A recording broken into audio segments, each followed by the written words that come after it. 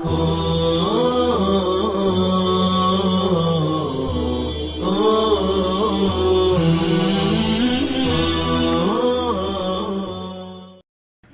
اللہ الرحمن الرحیم الحمد للہ رب العالمین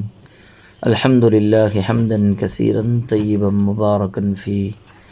سبحان اللہ وبحمدہ عدد خلقہ ورضا نفسہ وزنۃ عرشہ ومداد کلماتہ وصلی اللہ وسلم علی نبینا محمد وعلی آلہ واصحابہ وبارک وسلم تسلیما کثیرا کثیرا۔ بسم اللہ الرحمن الرحیم۔ قال وإن طاف طوافين لعمرته وحجه وسعى سعيين يجزيه لأنه أتى بما هو المستحق عليه وقد أساء بتأخير سعي العمرة وتقديم طواف التحية عليه ولا يلزمه شيء أما عندهما فظاهر لأن التقديم والتأخير في المناسك لا يوجب الدم عندهما وعنده طواف التحية سنة وتركه لا يوجب الدم فتقديمه أولى والسعي بتأخيره بالاشتغال بعمل آخر لا يوجب الدم فكذا بالاشتغال بالطواف۔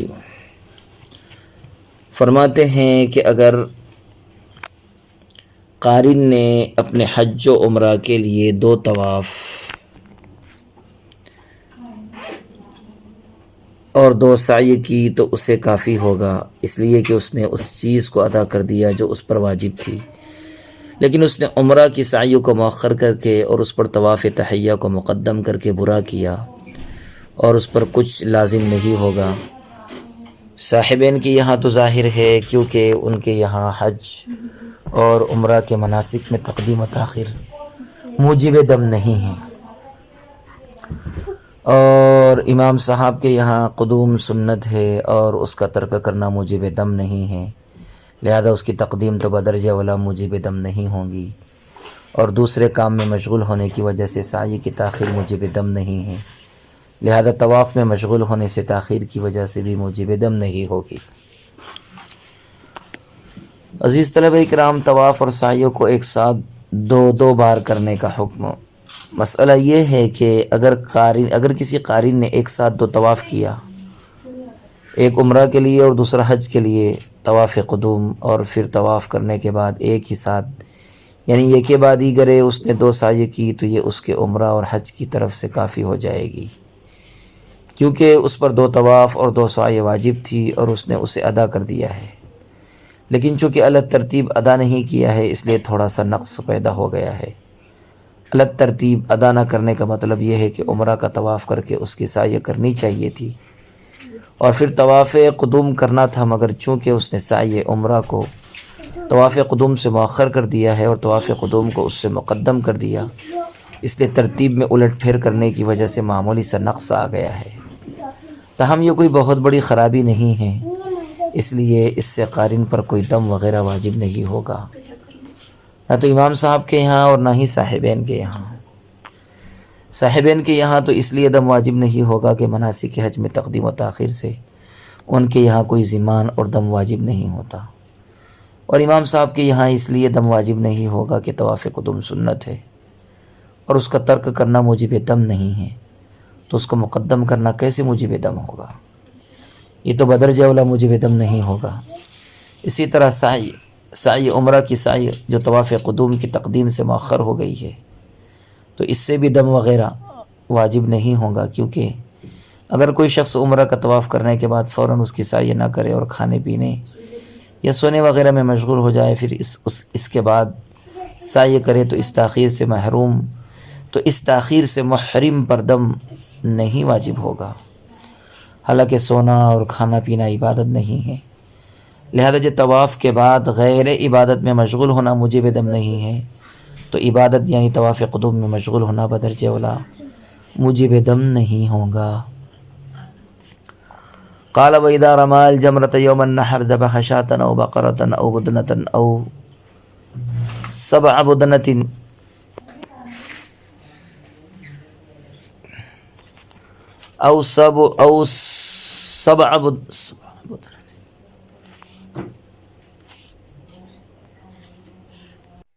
أو سبع بدنة.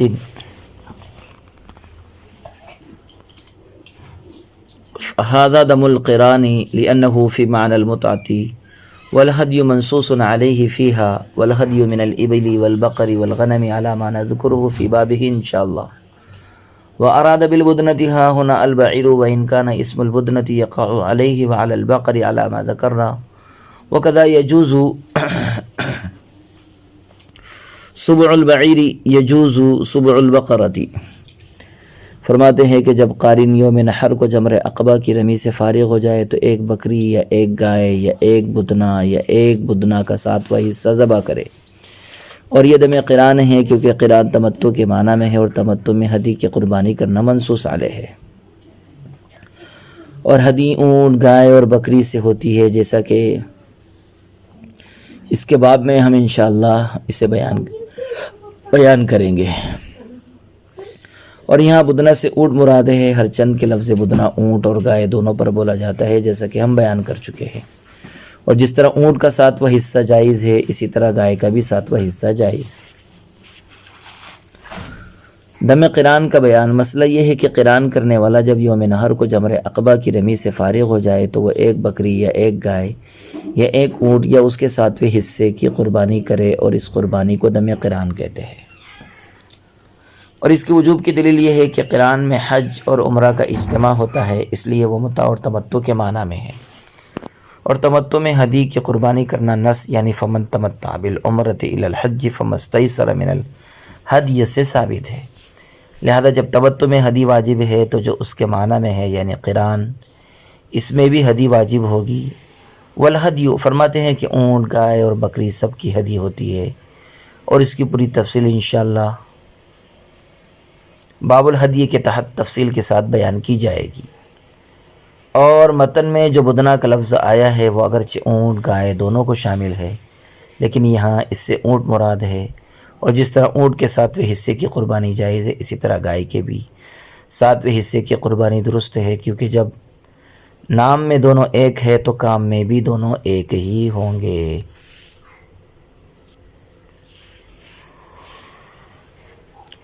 فَإِذَا لَمْ يَكُنْ لَهُ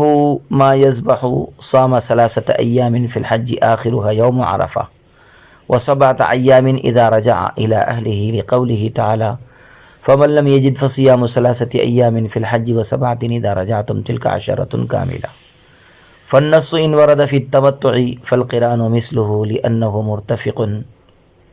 بأداء النسكين والمراد بالحج والله أعلم وقته. لأن نفسه لا يصلح طرفا لأن نفسه لا يصلح ظرفا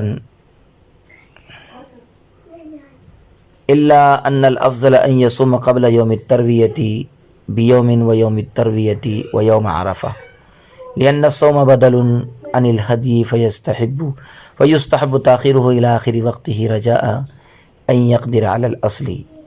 پھر اگر قارن کے پاس ذبح کے لیے کوئی چیز نہ ہو تو وہ حج کے دوران 3 دن روزے رکھے، جس کا آخری دن یوم عرفہ ہو، اور 7 روزے اپنے اہل میں واپس آنے کے بعد رکھے. اس لیے کہ ارشاد ربانی ہے جو شخص ہدی نہ پائے وہ حج میں 3 روزے رکھے اور 7 روزے جب تم واپس لوٹو تب رکھے. یہ 10 پورے ہے. یہ نص اگرچہ تمتع کے متعلق وارد ہوئی ہے، لیکن قران بھی تمتع کے مثل ہے، اس لیے کہ قارن بھی دونوں سکھ سے فائدہ اٹھاتا ہے. اور حج سے مراد واللہ عالم اس کا وقت ہے، کیونکہ نفس حج ظرف بننے کی صلاحیت نہیں رکھتا. البتہ بہتر یہ ہے کہ قارن یوم الترویہ سے پہلے 1 دن روزہ رکھے، دوسرا یوم الترویہ کو رکھے اور تیسرا یوم عرفہ کو رکھے، اس لیے کہ روزہ ہدی کا بدل ہے. لہذا اصل ہدی پر قدرت کی امید کے پیش نظر آخر وقت تک اس کو مؤخر کرنا مستحب ہے. عزیز طلبہ کرام، قارن کے پاس ذبح کرنے کے لیے کچھ نہ ہو تو روزے کا حکم. صورت مسئلہ یہ ہے کہ اگر کسی قارن کے پاس قربانی کرنے کی سعی، قربانی کرنے کی وسعت اور سکت نہ ہو، یا وسعت تو ہو لیکن جانور دستیاب نہ ہو، تو پھر اس کے لیے حکم یہ ہے کہ وہ قربانی کے عوض 10 روزے رکھے، جن کی ترتیب یہ ہوگی کہ 3 روزے تو حج کے دوران رکھے اور 7 روزے اپنے گھر واپس آ کر رکھے، کیونکہ قرآن کریم میں فَمَن لَّمْ يَجِدْ فَصِيَامُ ثَلَاثَةِ أَيَّامٍ فِي الْحَجِّ وَسَبْعَةٍ إِذَا رَجَعْتُمْ تِلْكَ عَشَرَةٌ کاملہ کے فرمان سے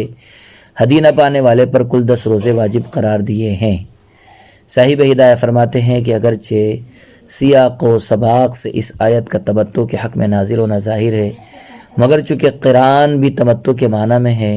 اور متمتع کی طرح قارن بھی حج اور عمرہ دونوں عبادتوں سے ایک ساتھ فائدہ حاصل کرتا ہے، اس لیے جو حکم متمتع کا ہوگا وہی حکم قارن کا بھی ہوگا، اور متمتع پر قربانی نہ کر سکنے کی صورت میں 10 روزے واجب ہے، لہذا قارن پر بھی 10 روزے واجب ہوگے۔ والمراد، اس کا حاصل یہ ہے کہ قرآن کریم کی آیت ثلاثۃ ایام فی الحج میں حج سے نفس حج نہیں مراد ہے، بلکہ اس کا وقت مراد ہے، کیونکہ حج تو افعال کے مجموعے کا نام ہے اور ایک فعل دوسرے فعل کے لیے ظرف بننے کی صلاحیت نہیں رکھتا، لہذا اس سے حج کا وقت مراد ہے اور وہ اشہر حج ہے۔ چنانچہ اگر کوئی قارن ہدی پر قادر نہ ہو تو وہ احرام باندھنے کے بعد جب چاہے 3 روزے رکھ سکتا ہے، لیکن افضل یہ ہے کہ 7، 8 اور 9 ذی الحجہ کو یہ روزے رکھے، کیونکہ یہ روزے ہدی کا بدل ہے، لہذا آخر وقت تک انہیں مؤخر کرنا مستحب ہے، تاکہ آخر وقت میں بھی وہ شخص ہدی اور قربانی پر قادر ہو جائے تو اصل کے ذریعے ہی فعل کو انجام دے، کیونکہ اصل کے ذریعے فعل کو انجام دینا بدل کے ذریعے ادائیگی فعل سے بہتر ہے۔ وصلی اللہ وسلم علی نبینا محمد وعلی آلہ واصحابہ وبارک وسلم تسلیما کثیرا کثیرا۔